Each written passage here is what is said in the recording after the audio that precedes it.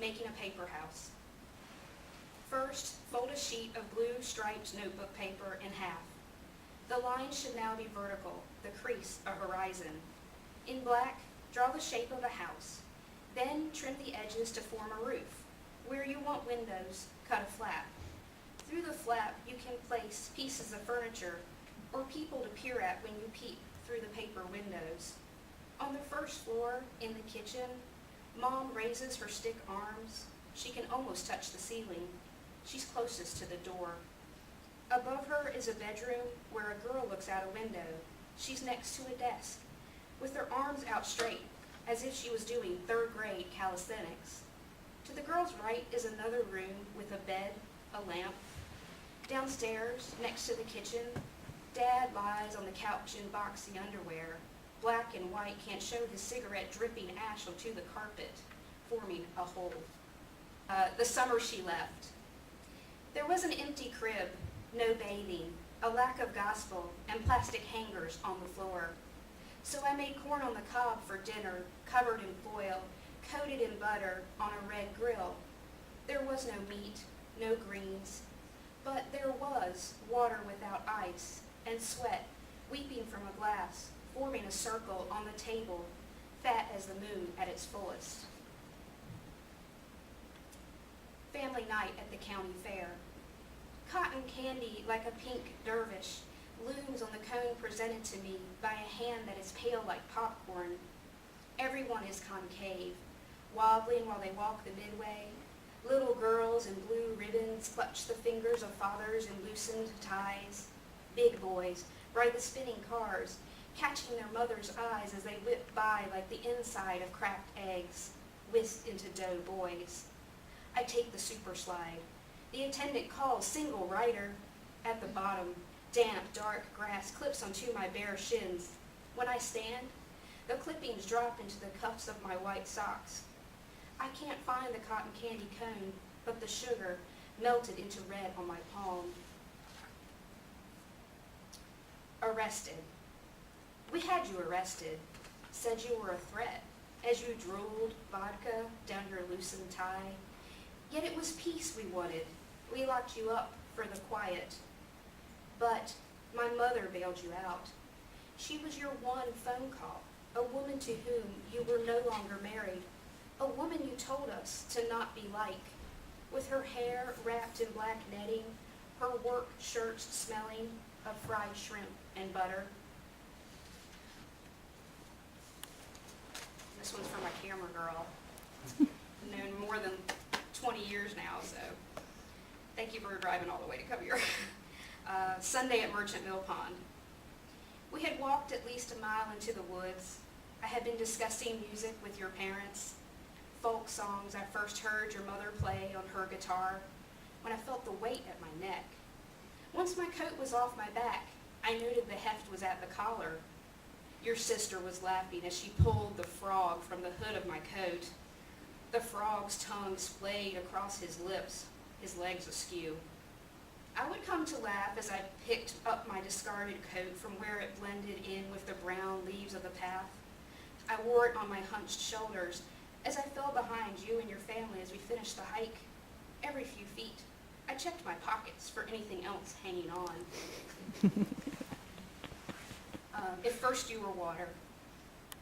If first there was rain, then the dunes took the lead, letting themselves be filed down by the lines of drops that licked the sand into paste. Paste shaped into Gollum, of Chesapeake Bay, of the open river, of at least one as the source, depending on how you define birth and death. What is holy? What is appropriate? If first it was you, a cloud condensed from a too-still pond and the slowest sap of the surrounding pines. If first water, what of the beach already eroded? What of the weathered? What of the teacups on the tiny table ready to be filled? Scott back there, this is Scott's, he defended this poem for me, so I gotta read this one. Yard work. Mom buried the brown bulbs that had arrived in the mail around the cherry tree in the front yard. She patted down the dirt with her meaty palm. They were the only planned plants. The rest of the yard was voluntary. Pine trees, clover, and dandelions. I wanted to plant the bulbs. I wanted to work the trowel. But I was placed in the side yard, trimming the mismatched grass, away from the spider-webbed foundation. I pulled the blades, formed them into whistles, shaped them into stick people with pointy heads, tied them together in chains. I was their queen, the honeysuckle girl. I was wild and yellow. Marrow. When the contractor began flattening the fields I had sold, he turned over a small cache of bones. From my back porch, I saw him remove his hat, pull his browning hand across his forehead. He tossed the bones into the woods and leveled the spot, prepping it for concrete. In the dark of early evening, I scooped up the bones. They were light like bread and cold from the wet earth. I warmed them in the oven of my palms, wondering if once they were worn down by hours leaning into an axe, or perhaps for grinding against some mortar to resize corn. They could have been the foundation of skin, hope, and tendon. They could have belonged to the builders of pillars, of stone circles, of sacrificial mounds, of children. As I laid them down, I saw a body loose, and those bones poking through the skin like the skin was shale, as the meat of the body moved down the shaft of the bone like a candle melting on stone. Off-road. In the middle of my unplanted acre, I note fresh tire tracks. In this field, I had driven four-wheelers, had been chased, been caught, had held onto a young man's waist as he circled, turning tight the handles to create dirt donuts in the low grass, as I pressed into his back to smell green. At my fence, I pull the orange flags, thumbing the plastic, and I'm 9. And there is a field not maintained, and a farmer who felt his fallow yard should be off limits, yet he didn't mark it, refusing to buy the cheap orange warning triangles.